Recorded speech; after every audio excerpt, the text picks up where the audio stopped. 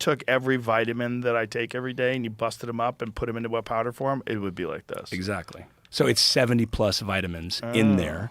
And that's the biggest thing, right? Like efficacy and quantity. You need the right amount. Do you just mix this with water? Is that how you do it? Yep.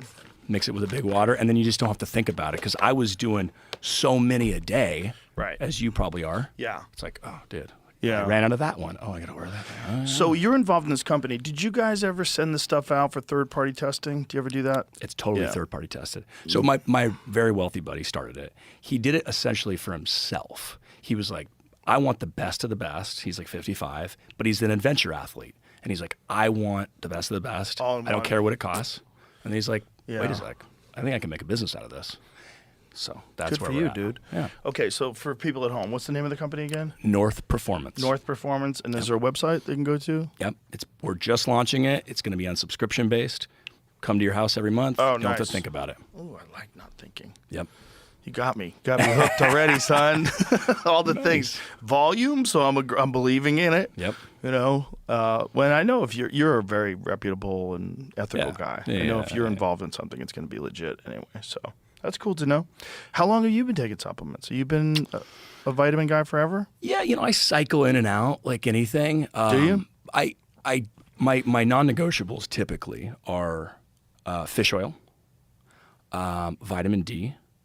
I take, MNN or NAD, and then glutathione. My dad was always a massive glutathione guy. Yeah, there's a lot of real health benefits to glutathione. I think especially liposomal glutathione, which is I think more available, bioabsorbable. Now, yeah. Yeah. Yep. That's awesome, dude. Good for you. I think and don't listen to your doctor. If you have a doctor like I had, my doctor said, all you need is a balanced diet. Most of those vitamins are just going to pee out. And I looked at him like, dude, you look like shit. I didn't say it, but I was trying to be nice. Well, he's had a pot belly. I'm like, this is crazy. You have zero muscle, and you're telling me about balanced diets. Like, this is bananas, dude. Yeah. And now that I've looked back on it, he was probably how old I am now. You know, and he looked like shit. There's a lot of doctors that don't understand that if you want to optimize your health, it's not about what the 100% of the USDA or whatever it is, the requirements. Like there's real science on what the right doses are, and you can find it. It's just complicated. You got to go online and you got to go, what's the optimum dose of vitamin D? Are there dangers of going above vitamin D? Are there benefits of having a high level of vitamin D? Sure. Like, if you really want to do it right, you should work with a wellness clinic and have someone go over your blood work. Fortunately, we have Waste to Well in town, so I do it with them. Yep. They go over your blood work. They'll actually make you a vitamin that's designed specifically for what your body needs. They'll encapsulate it all in pill form, tell you how many to take a day, and they'll send you like a bag of vitamins. It's amazing. Yeah, I've been actually thinking about doing that test because there's certain doctors that'll tell you your blood type will dictate what you should be eating. Mm-hmm. And I've never really got that done. Or no, and I know certain people just are like, this is a game changer. Wonder how much of that is voodoo. It might be.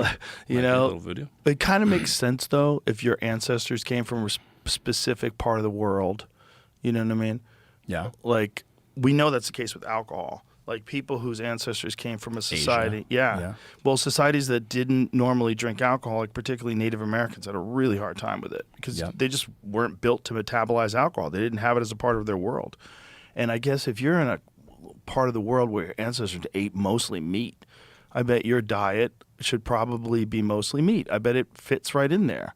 And if you come from a place where they ate a lot of specific kinds of grains, like I would wonder like how much of that stuff is real, like blood type versus what food you should eat. Because everybody eats proteins, amino acids, vitamins, and all that stuff you get from fruits and vegetables and meat and food and fish and eggs.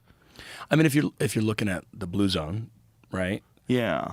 They essentially have a variety of a Mediterranean diet. And it's a kind of a variety of everything. They don't just eat red meat, but they eat a lot of fish, but they do eat red meat and they do drink wine. And they sort of have this diet that is kind of a bunch of everything. And, there's a bunch of other factors as well, purpose. Physical activity, community. I think a big one with all these Blue Zone people is they're just eating real food. Yeah. That's the real problem. What people need to truly get into their head is the majority of the American diet, as delicious as it tastes, is like garbage. It's bad for you. Yeah. It's actually bad for you. It's not good for you. Real food is good for you. Yeah. If you go and you have a grilled chicken and some avocado and a nice salad and a glass of sparkling water, that's actually really good for you. Versus if you go and have a fucking Jack in the Box double cheeseburger with bacon and whatever sauce and eat the fries, like that's poison. It's poison. It's delicious poison. Now, I will say, I just got back from Europe. My body there feels so much better. And I eat pretty healthy, okay? I eat healthy here, and I eat pretty healthy there. Yeah, everybody has the same story. So what's going on? It's our food. Our food's bad. There's a guy who broke it down. Remember that dude with the cowboy hat, Jamie? Remember that cat who's really good at breaking down nutrition facts? He broke down what the gluten is, the glyphosate, right? The bromine. There's a bunch of the other compounds. There's a bunch of preservatives. All that stuff is, again, bad for you. And all these people that live in like Italy and live in these Mediterranean diet places, what are they eating? They're eating food, actual food, real food. But it's not just that. It's like the way the dairy's processed, right? Yeah. So, and I actually went to a cheese factory in Italy a couple times ago in Europe, and I said, why can my stomach tolerate this and not in America? And they're like, well, first off, the process of making this cheese is like 4 to 6 hours in the morning every day, and it gets the lactose out. Whereas we just slap it in and send it out, and it's like, that's not the It's way also it should happen. raw cheese.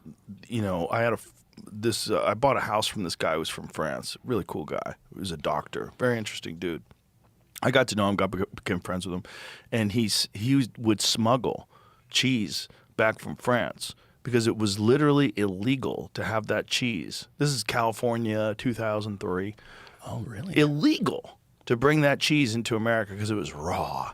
It hadn't been, all the biology in it hadn't been killed. Okay. So like when we're drinking raw milk, what you're getting is all the enzymes. You're getting it, and people could say, "Oh, are you a baby cow? You should be." Like, it's really good nutrition. Raw milk is good nutrition. There's calcium and protein and fats, milk fat. It's good for you. It tastes good when you drink. If you're drinking a glass of homogenized pasteurized milk, your body's like, what is this? Yeah. Like, this is milk that can just sit on the shelf for months? That's crazy. If you get raw milk, I get it on a Saturday. By Wednesday or Thursday, it gets a little sketch. Oh, yeah. It starts stinking. That's the cat. So this dude, listen to what this guy says. He's talking to this guy. This guy's talking about how he's eating bread over in Europe. Canada, America. Can't eat it. That's because in America, what we call bread can't even be considered food in parts of Europe. See, here in America, it's not so much the gluten as what we've done to the grain. About 200 years ago, we started stripping the bran and germ, or the fiber and nutrients, to make flour shelf-stable, also nutritionally dead. Because the nutrients were gone, we enriched it with folic acid, which a large majority of the population can't even metabolize. Therefore, many people experience fatigue, anxiety, hyperactivity, and inflammation. But then the bread wasn't white enough, so they bleached it with chlorine gas, and the bread didn't rise enough, so they added a carcinogen called potassium bromate, which is banned in several countries like Europe, the UK, and even China. Then we wanted to ramp up production, so we started using glyphosate to dry out the wheat before harvest, causing endocrine disruption and damaging your gut. So now you're bloated, brain fogged, tired, and blame gluten, but gluten is just the scapegoat. The real issue is ultra-processed, chemically altered, bleached, bromated, fake vitamin-filled wheat soaked in glyphosate. This isn't bread. This is. Shout out to this guy. His name is Denny Dure. Denny, DENNY _DURE on Instagram. He's got a... Fuck with the audio there because that song will... Oh, yeah. So what I get for that, and I have seen this actually. Damn it. It's just essentially pure greed to keep bread shelf stable for longer. Well, right? it's their business model, right? So their business is set up on shelf stable stuff and the problem is it was greenlit, right? So the problem is whatever year they started doing that, they built their entire business on doing it that way.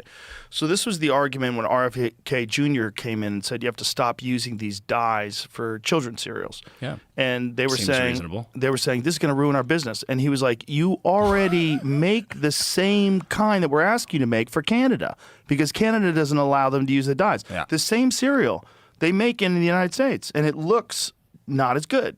because it doesn't have the juicy, delicious, bright, vibrant Reds, dyes that give you fucking cancer. Yeah. But the reality is, it's just their business model. They're set up to do it a certain way, and to change would be very expensive. So what do? They fucking hire lobbyists. They hire lobbyists, they get their guys into the FDA, they get their guys into this organization, that organization, and they make sure that they're protected. And then we keep eating dog shit, and we keep getting poisoned. And you go to Italy, and you have a spaghetti, and you feel great. Yeah. You don't feel like you got shot with a tranquilizer dart. It's kind of amazing. And there's a dart in your neck, man. We've talked about it so many times. You go over there, and you're like, why am I living the way I live? Yeah. These people are just hanging out, having a good time, having a cigarette, laughing. That shouldn't even be a thing we're arguing about. I don't even understand. It's just like that gets lumped into that. It's like, no, that's for the betterment of society. Yeah. What? Like, why is that a thing? Yeah, we live in a weird world, man. A world that doesn't completely make sense. And then on top of it, it gets connected to political ideologies. So it used to be that the people on the left were really concerned about healthy food. Like when I was a kid, we used to go to the health food store. My parents were hippies, and they would buy like whole wheat bread, and like they would try to buy like organic food, like and that was the thing on the left: avoid chemicals, avoid processed foods, and because it's all these movements are connected with Trump and RFK Jr., there's so many people that are rejecting something that's beneficial to everybody because somehow or another they have this connected to some right-wing anti-science position. Like, God, you guys are getting brainwashed. We should all be eating organic food. That should be the only food. We're not doing that, okay? And it's one of the reasons why we're some of the sickest, fattest fucking people on earth while also being the most wealthy country. Yeah, groupthink is like a crazy thing. It's it's really sad because people aren't really actually thinking critically about each subject. They're just jumping onto something they've been told or is in their echo chamber or whatever. You know what I mean? I like to think no matter what issue it is, I'm like, okay, well, let's evaluate that. Let's kind of look at both sides. Maybe there's some in between. Both things can be true. Yes, for sure. And that's a problem. If there's something that's accurate that the other side is saying and you're rejecting that because it doesn't align with your political ideology, that's bad for everybody. Like, I think the groupthink that we have to all really align with is the groupthink of being open-minded. Being like actually open-minded and willing to accept different ideas, and also recognize that you are not your ideas. Yeah. Your ideas are just thoughts. Do not connect yourself with them. Yeah. You are you. And if you really want to have a stable you want to be proud of what you are, you should be completely detached to ideas. Yeah.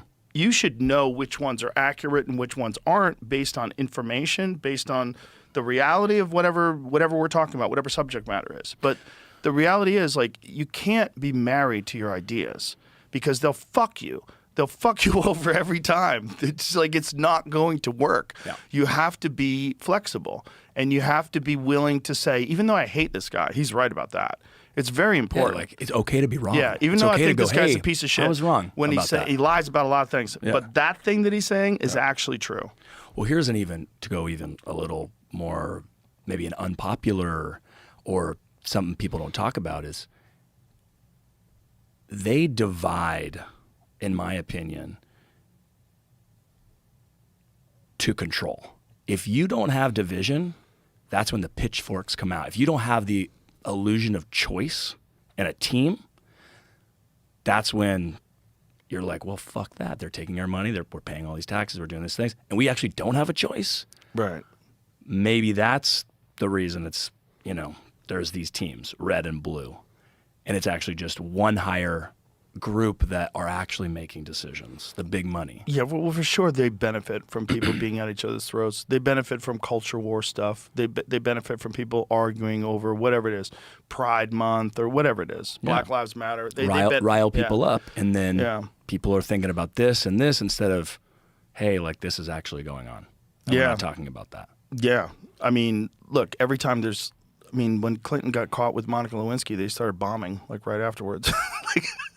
That's the real power. That's right? what they do. Yeah. It's a good move. It's a good move to distract people. Because otherwise that shit's going to stay in the news cycle until something big happens. So you got to make something big happen. Yep. Yeah, we're involved in a game, and we don't think it's a game. We think that what we're doing is trying to make the world a better place and vote for people that have similar values. That's not the game they're playing. The game they're playing is let's pretend that we care. Yep. Let's pretend that we want to fix the homeless problem. Let's pretend we want you to have health care. Let's pretend. But meanwhile, a good percentage of them are demons. They're just sociopaths, completely devoid of any feelings of what the consequences of their action are going to have on people's livelihoods, losing their homes, losing their businesses. They don't give a fuck. They care about their own career, and they want to keep on trucking until they become the king of the country. And that's what they're trying to do. And that's a giant pile of these fucking demons. There's a lot of them out there that think like that. And then there's real good people that get involved in politics as well. And boy, we need them to make us feel better. This episode is brought to you by Blue Chew, the #1 brand for better sex. Blue Chew just dropped something crazy, Blue Chew Gold. Blue Chew has made it easy for 5 million men to get hard, but now they've made it easier to get horny too. Blue Chew Gold gets your brain and body on the same page fast. Other options just help blood flow, but Gold combines 4 ingredients into 1 tablet that works fast. 2 ingredients increase blood flow, and 2 boost arousal and intimacy. So for a good time, go to bluechew.com. And we've got a special deal for our listeners right now. When you buy 2 months of Blue Chew Gold, you get the 3rd free with promo code Rogan. You also receive an additional 10% off plus free overnight shipping on your first order. Visit bluechew.com for more details and important safety information. Blue Chew is #1 for a reason.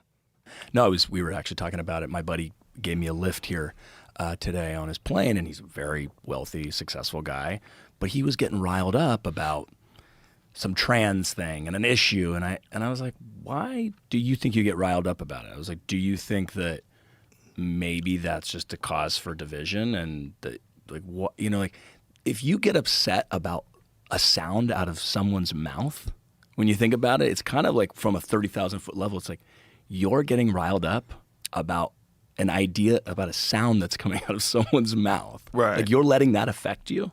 Right, and it's not affecting your real life, but you're choosing to focus on that. And it is an issue, but is it an issue that's of paramount importance in your life when you're on your own private jet flying somewhere? I know. I couldn't thinking about I was thinking about. I was like, you're this billionaire, and you're upset about that. And I go, you're wasting your time thinking about that instead of a million other things we could talk about or think about. Yeah, it was interesting. Well, it's always been a tool. As much as we like to say, no, these are real issues that we face, and we really have a real cultural issue that we have to. I get it. That's true. But however, you have to recognize that tool has always been used by dictators, by divide and conquer, art of war, right? Yeah. I mean, it's from the beginning. Yeah, and it's important, and it's one of the beautiful things about our country is that we have 2 parties, so it's so easy to do because it's just good guys and bad guys. There's no good guys, bad guys. In between, pretty reasonable guys that are pragmatic. We know how to kill folks. I like them. Like, let's go to let's go to that side. That guy. No, let's go to the discipline side. Yeah. But no, it's like you can only be on the right or on the left. And if you're on the right, you get lumped into these crazy people that have these big Jesus rallies and they talk in tongues, and you get lumped in with white nationalists. You get lumped in with Christian nationalists that think that the 10 Commandments should be in every school and no one should be able to practice any other religion. This is a Christian country. There's people that really believe pushing that you get lumped in with them too. When you're just like, hey, I think the Second Amendment's important. Like, oh, you must be a far right-wing conspiracy theorist. Like, oh, come on.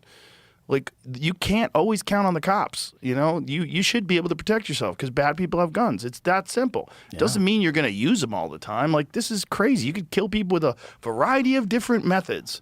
You don't need to lump everything into right and left, but people do. They do because they're being told to.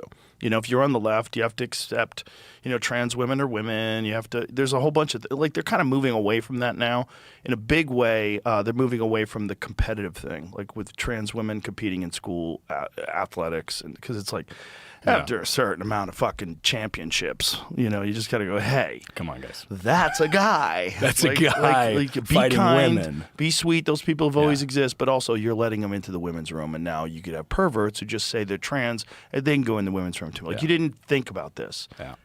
The fact that they never factored in the one segment of society that has always been the most hated and the most like looked out, like make sure that they don't come near you, psychopathic perverts.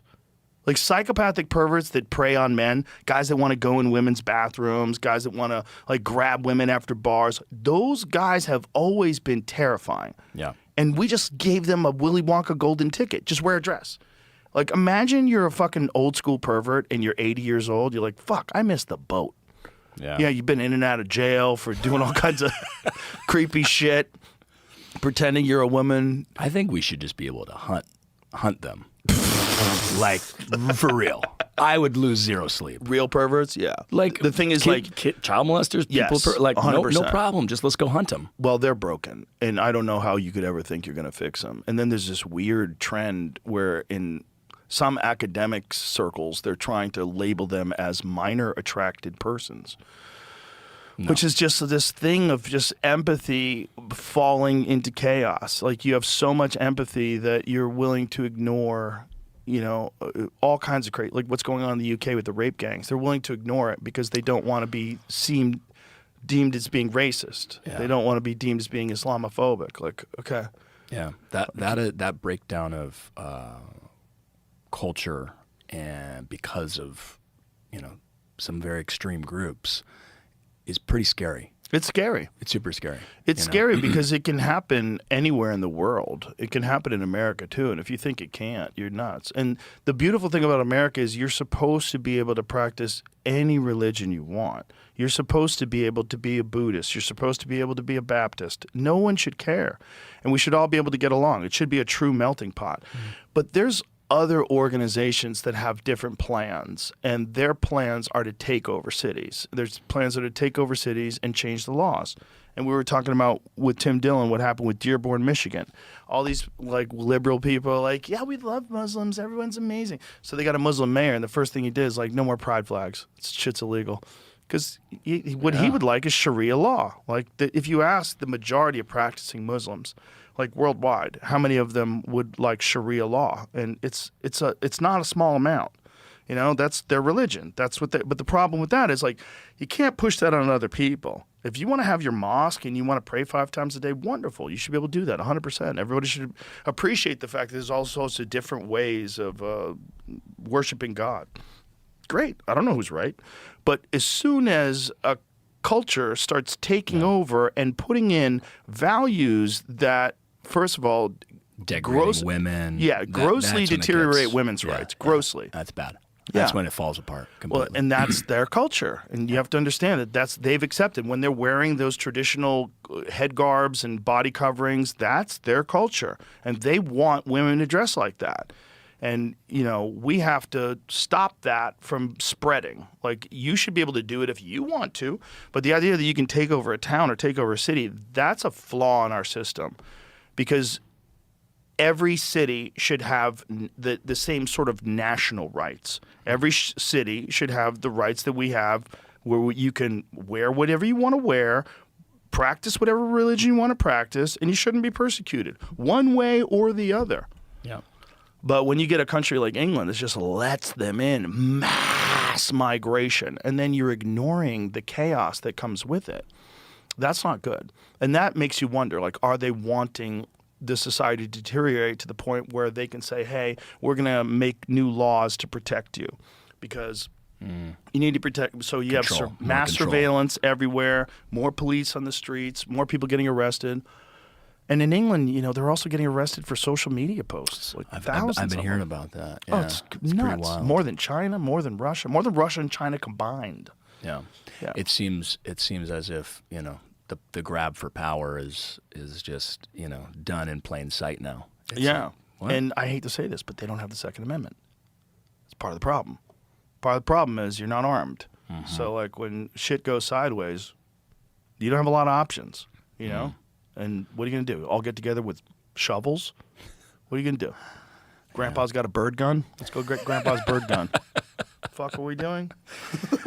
Get Grandpa's bird again. That's no way to keep the police out of your town. Yeah.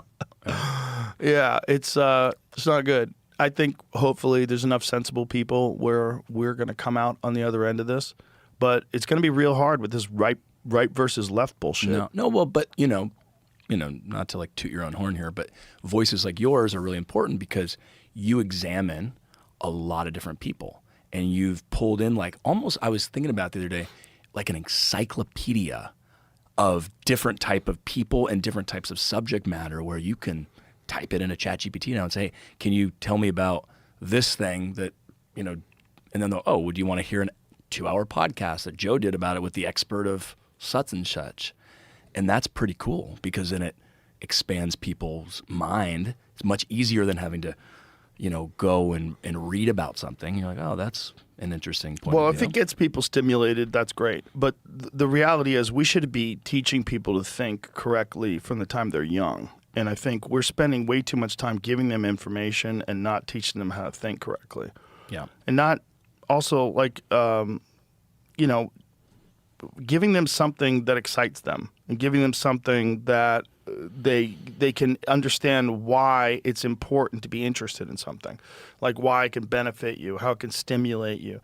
Try new things out, like, oh, this is exciting. I feel better. Like, feel good. Like, people like tasks. They like that. Yeah, and we should be taught that from the time we're young. Instead, we're just basically groomed to becoming workers. You know what's interesting is, so I turned 40 in March, and I decided I was going to take the year off. So essentially 39 to 40, right? Because I've been working head down for 20 years. Hadn't looked up. Been living out of a suitcase. Movie to movie to movie to movie, you know, blah, blah, blah, blah, blah. And I thought it would give me better perspective. It would maybe whatever, you know, where am I going in the next 10 years? Kind of my thinking. And I actually got more depressed. So I was like, wait, what the fuck is going on? I feel more depressed. And it kind of just goes back to just stay busy. Get up and do shit. Well, the thing is, you're busy, but you're busy doing what you love. And that is a gift. That's a real gift. Yeah. And we're both very fortunate in that regard. And anybody who's listening to this that actually does what they love, whatever it is beekeeping, carpentry, if you're doing what you love, you're so lucky. Create. Go out and create. Yeah. Don't take. Yeah. Be a creator in anything. Like if you're a plumber, whatever, you know, fix someone's pipes. Yeah. Have a purpose and create. Don't take.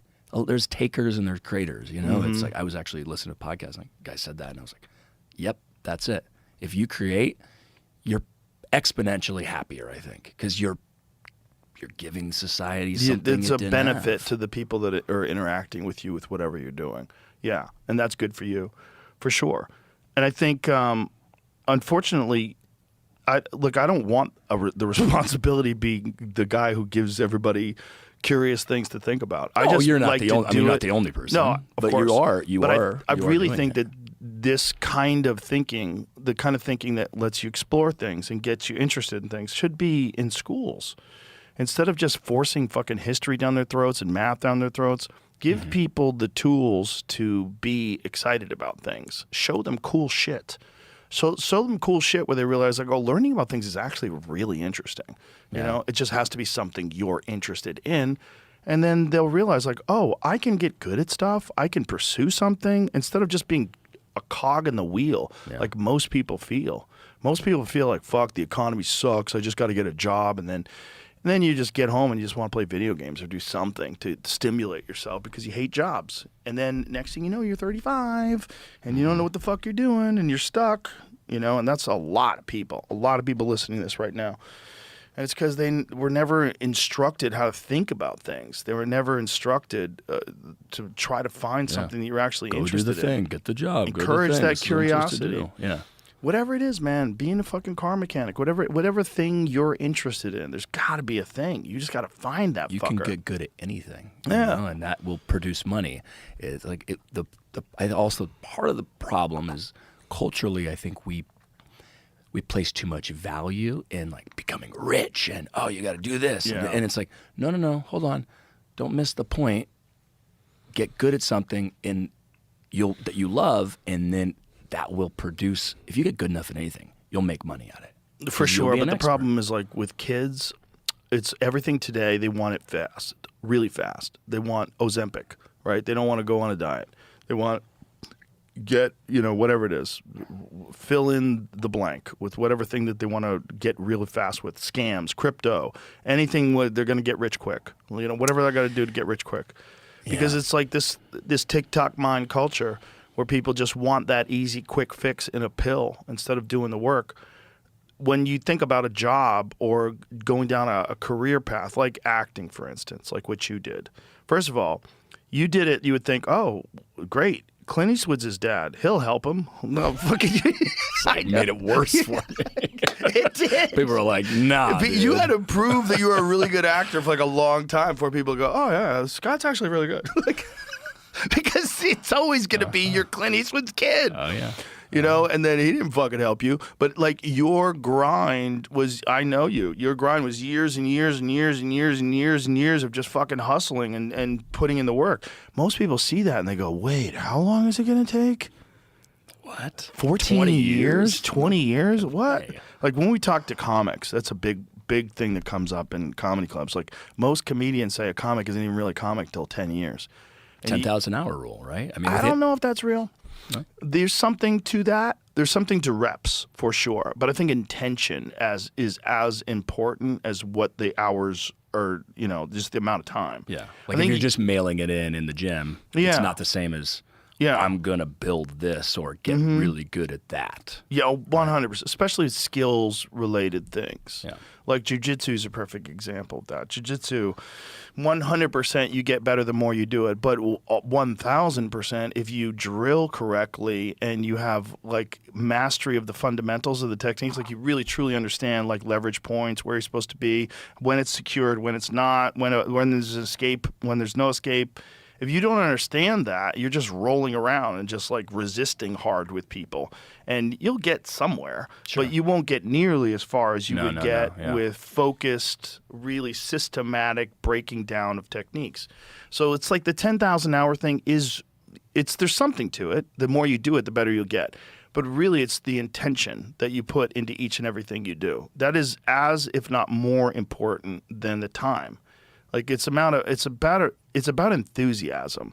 It's about enthusiasm and your willingness to like look at it as objectively as possible. Especially if you're like with jiu-jitsu is a thing, it's like your ego's involved because you don't want to get tapped out and you don't want to get humiliated. Yeah. And so you don't want to try things. So you keep a tight game and you never grow. And it's your ego actually holds you back by that. But telling people that it's going to take that long, if you knew how long it would take to get to black belt, you're like, oh God, it's too much work. Well, also, I think the thing you realize, as your ego gets stripped from you doing jiu-jitsu, is that you realize, like, doesn't matter what level I'm at, there's always going to be 1,000 more guys above that level that will still choke me out. 100%. And you realize you're like, no, I kind of am a pussy. You're like, I'm not as tough as now. You really know. Well, I really know because I work for the UFC. So yeah, it's like we're always around like every weekend, dozens of guys who can kill me. Yeah. And then there's people that can kill them, which is crazy. It's like there's levels to levels. When a guy like Ilia Topuria knocks out Max Holloway, you're like, whoa. And then Justin Gaethje beats up Ilia Topuria, like, whoa. It's like there's so many guys out there. You have to be humble. And it's good for you. It's good for you to not be delusional. Yeah. But what my point was, for young people, they have to get interested in the path. It can't be just the results. And the path is really where you grow and you become something special in life. You have to be on that path for a long-ass time and try to keep getting better at it with every every day. Every effort you put into it, do it, whatever the fuck you're doing, do it to try to get better at that thing. And eventually success will come. You're going to have to manage that success. You're going to chase it. You're going to have to figure things out. But the most important thing should always be the path. Mm-hmm. That's true. Yeah, I think that's it in everything, in anything you do. If you're making music, if you're writing books, it can't be, I'm going to sell 1 million copies. It's got to be, I need to fucking make this the greatest literature that's ever been read. But I also think we need to push, because of this whole like quick money and thing, the morals and codes people have are not taught enough to young people. You know, do the right thing. When you say you're going to do something, be there. When you make a promise, do it, complete it. Don't just, you know, people just are so happy, and this culture of, you know, oh, whatever, fuck them, we can just do whatever we want. It's like, that's fucking terrible behavior to put out to young people. You know, you gotta have a code and a value system. That's what my dad, I mean, he was so, you know, you make a promise, that's all you have in this life is your word. So it's like, you gotta do something. You gotta like. Your dad should have been president. Why didn't he run for president? He would have. Because he did politics. He would have fucking won. I know he was a mayor of Carmel. Yeah, and then he said, never fucking again. Because Yeah, he it's hell. realized it's people like. He would have been a fun president, though. Yeah, He would have been, you know. Yeah. I don't know if I would have liked it though. Then it would have been like everyone. No, everyone would have come after me for no reason. Bro, you'd have been Don Jr. Oh, Jesus. Way to put me in the box. Roped up into some crypto scheme. Everybody would hate you. Making billions. Yeah. Jeez Louise. Yeah. Yeah, politics are dirty. I wouldn't have done it either if I was him. But, you know, like when Ronald Reagan ran, a lot of people were like, finally, a guy who, like, is good at acting. I mean, that's kind of what the president is. It's a role. Oh, yeah. Part of it is a role. Like you're playing a leader. And the way you behave, it's like it's very formal. The way you communicate is very formal. Yeah. You know? And actors are going to be better at that. You know? Like Josh Brolin, that guy could be the president. 100%. That dude could kill it as the president. He looks like a president. The voice, yeah. Didn't he play a president in the George Bush movie? I think yes, so. Yeah. That's right. He played Bush. Yeah, he could be president. You know? I know they tried to get The Rock to run. Yeah. I think he was thinking about it. Yeah, not much. He told me, like, Really? fuck this. Yeah. Or maybe he was just hyping it up. He was toying with you. He was like, yeah, I'm going to do it. I'm going to do it. He's very smart with social media. Yeah. He's a wizard at that stuff. But I think he's too smart to run for president. Yeah. Isn't that crazy? Like, get that giant-ass pro wrestler. Get that guy. He should be our president. At least we know that our president could fuck up all the other presidents. That would be nice. No, that's what I'd like to see. I'd like to see some sort of version. It's like, okay, great. You got to be smart enough, but you also have to maybe do some sort of like fight or some sort of physical like competition, because you can't just be, you know, you got to be athletic. You got to be, you know, that would be cool. It's like, it's already a giant show anyway.